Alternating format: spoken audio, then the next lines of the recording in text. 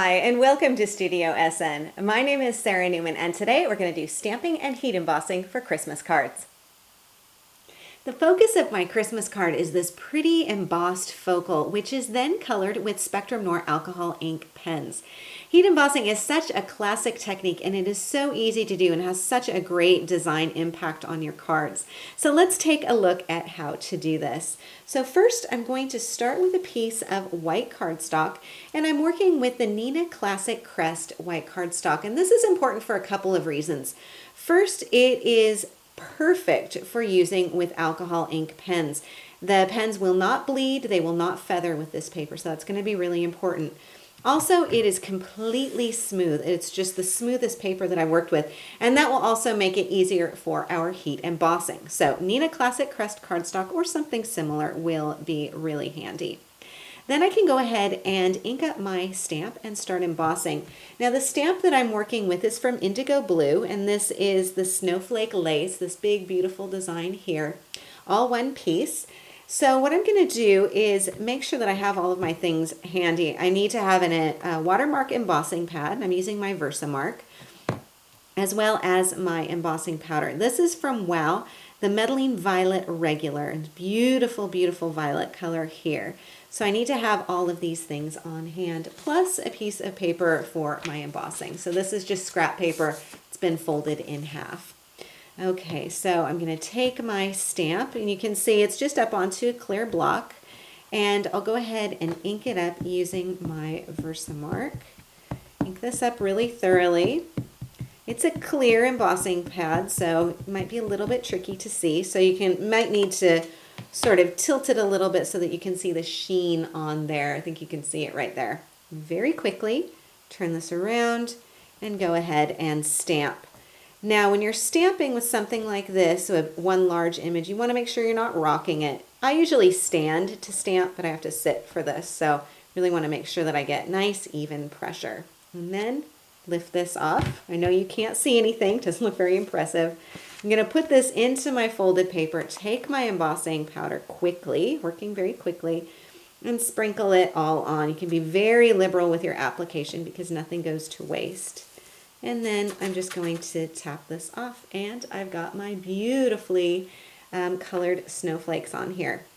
If you have any little bits around, stray pieces, you can just brush that off. You can also use a dry paintbrush to do that. Turn it over, maybe give a little tap on the back, and then go ahead and heat set this.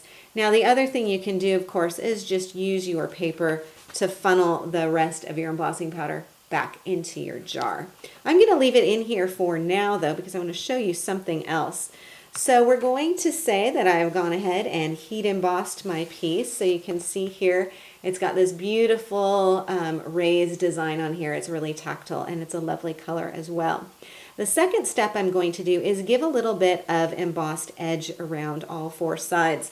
So let me bring back in my original card, and you can see on here the edging on here. This is all embossing powder as well. So what I'm going to do after I heat set this, and it's okay to handle this portion of it, I'm going to bring back in my folded piece where I've caught my embossing powder, and again take my embossing ink, and I'm just going to run this along all four sides of my cardstock, and then tap this in here. And you can see I'm able to get some of that embossing powder on here.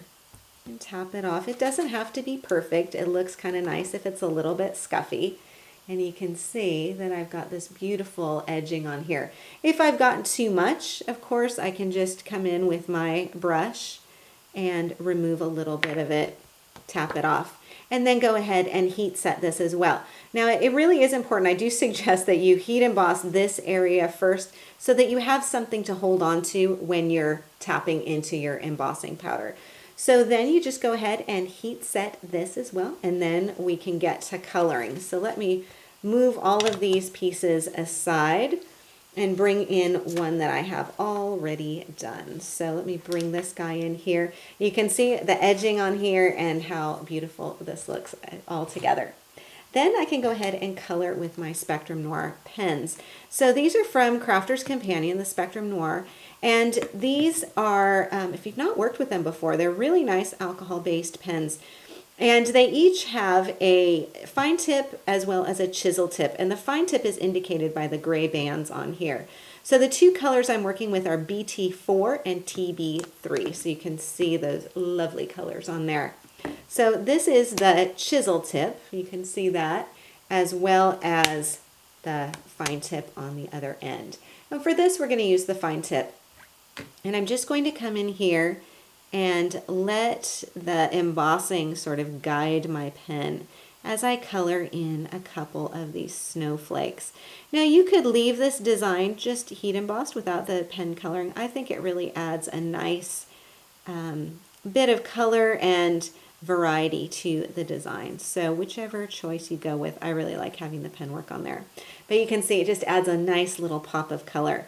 And then I just came along and kind of randomly colored in some of these snowflakes. And just, again, let the embossing guide your pen. But you can see, of course, it's not bleeding, it's not feathering. If I flip this over, it's not leaking through the backside. It's just a little bit of color on there. So then I just went through the entire design and added random bits of color here and there with some of the larger as well as some of the smaller snowflakes. And I'll just finish up this one and then maybe add one of the smaller ones as well, you know, one of these little guys over here too. You can kind of do that as well. And color in as many snowflakes as you like. Then what you can do is go ahead and add it to the front of your card. So what I'll do is bring this back in so you can take another look. So you can see I've really colored in primarily the largest snowflakes as well as a couple of the littler ones, and then simply matted this up onto cream cardstock, which gave a nice contrast to the white without being too overwhelming. I've combined with blue and teal cardstock to pick up the blue and the teal of my coloring.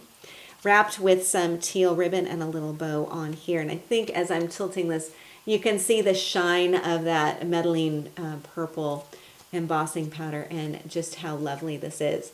Quick, simple to do, and yet I think it also makes a really nice design impact. And of course, this isn't just limited to Christmas. You could do this as a very nice, just general warm wishes for winter greeting card as well. So this is how to make a simple but lovely card using a stamped and embossed image. I hope you enjoyed today's show. For more ideas and inspiration, please stop by my website at saranaumann.com. If you enjoyed today's video, I invite you to subscribe to Studio SN on YouTube. I'll keep you updated with a new video every Wednesday. Thank you for joining me on Studio SN, and I will see you again next time.